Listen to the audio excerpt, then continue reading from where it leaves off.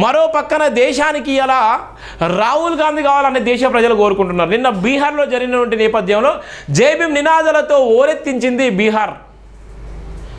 జై భీమ్ నినాదాలతో ఉన్నటువంటి అక్కడ ఉన్నటువంటి దళిత ఇంటెలెక్చువల్స్, మేధావులు, బాబాసాహెబ్ అంబేద్కర్ వారసులు, బుద్ధిస్టులు అందరూ కూడా జై భీమ్ నినాదాలతో మారుమోగినటువంటి సందర్భాలు. ఒక పక్కన రాహుల్ గాంధీ భుజస్కంధాలపై మోస్తుంటే తెలంగాణ మాత్రము చాప కింద నీరులాగా బీజేపీకి బలాన్ని ఇచ్చేటువంటి నేపథ్యం చేస్తున్నాడు రేవంత్ రెడ్డి.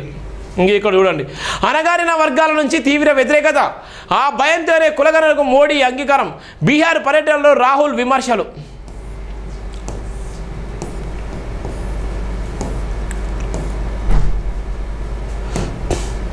రాహుల్ గాంధీ అంతగానో కష్టపడుతుంటే రేవంత్ రెడ్డి అట్లా చేస్తున్నాడు.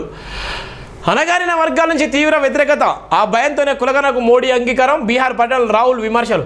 దేశంలో అణగారిన వర్గాల నుంచి వ్యతిరేకత ఎదురవుతుందన్న భయంతోనే ప్రధాని మోదీ కులగణనకు అంగీకరించిన లోక్సభలో ప్రతిపక్ష నేత రాహుల్ గాంధీ అన్నారు. వెనుకబడిన వర్గాల తరపున పోరాడుతున్న ప్రతిపక్షాలకి ప్రధాని భయపడ్డారన్నారు. బీహార్లోని దర్భంగలో నిర్వహించిన సమావేశంలో మిథిలా యూనివర్సిటీ విద్యార్థులను ఉద్దేశించి ఆయన మాట్లాడు. కేవలం 5% మంది ప్రజలు ప్రయోజనాల కోసమే మోదీ ప్రభుత్వం కృషి చేస్తుందన్నారు.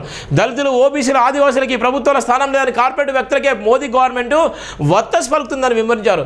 కాంగ్రెస్ అధికారులకు ఉన్న తెలంగాణలో చేపట్టిన విధంగా దేశవ్యాప్తంగా కులగణన చేపట్టిన ప్రైవేట్ కళాశాలలు, యూనివర్సిటీలో రిజర్వేషన్ కల్పించిన ఎస్సీ ఎస్టీ సబ్ప్లాన్ కోసం కేటాయించిన నిధులను విడుదల చేయాలని రాహుల్ గాంధీ డిమాండ్ చేశారు. ప్రభుత్వం మెడలు వంచైనా వీటిని సాకారం చేసుకోవాలని విద్యార్థులకు పిలుపునిచ్చారు. తాను ఇక్కడికి రాకుండా అడ్డుకునేందుకు స్థానిక నేతలు, అధికారులు ఎంతో ప్రయత్నించారన్నారు.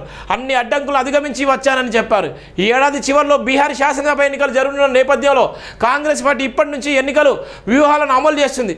అందులో భాగంగానే బీహార్లో యువతతో మమైకమయ్యేందుకు తలపెట్టిన శిక్షా న్యాయ సంవాద్ కార్యక్రమాన్ని రాహుల్ గాంధీ ప్రారంభించారు. ఈ సందర్భంగా మిథిలా యూనివర్సిటీ ప్రాంగణంలో ఏర్పాటు చేసిన సమావేశంలో ఆయన మాట్లాడు. ఈ సమావేశాన్ని అడ్డుకునేందుకు అధికార పార్టీ నాయకులు, అధికారులు ఎంతో ప్రయత్నించారు.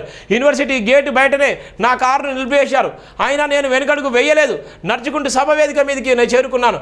బీహార్ ప్రభుత్వం నన్ను ఎందుకు ఆపలేకపోయిందో తెలుసా? మీ అందరి అభిమానమే నన్ను ముందుకు నడిపించింది. ఇది శక్తి నరేంద్ర మోదీని గద్దె దించుతుంది. ప్రతిపక్షాల డిమాండ్ మేరకే కులగణన మోదీ అంగీకరించారు. ఈ విషయం దేశ ప్రజలందరూ తెలుసని రాహుల్ అన్నారు.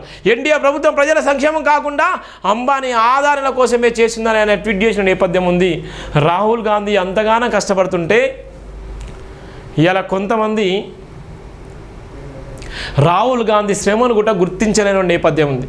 రాహుల్ గాంధీ అంటే అందరికీ అభిమానమే. ఎందుకోసం అంటే బాబాసాహెబ్ అంబేద్కర్ భారత రాజ్యాంగాన్ని గౌరవిస్తున్నాడు. ఇలా జై సంవిధాన్ని ఇలా తీసుకెళ్తున్నాడు, జై భీముని తీసుకెళ్తున్నాడు. ఇలా జై భీమ్ అంటే భయభ్రాంతులకు గురి చేసే నేపథ్యంలో ఇలా రాహుల్ గాంధీ ఇలా పార్లమెంట్లో సైతం కూడా జై భీమ్ అనే నినాదాలు చేస్తూ ఇలా ఆత్మగౌరవం కోసం నిలబడుతున్నటువంటి వ్యక్తి. అలా బాబాసాహెబ్ అంబేద్కర్ అడుగుజాడలు నడిచినటువంటి వ్యక్తి.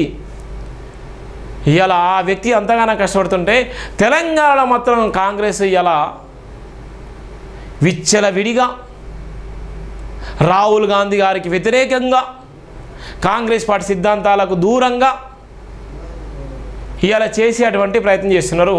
ఇది ప్రధానమైనటువంటి వార్త.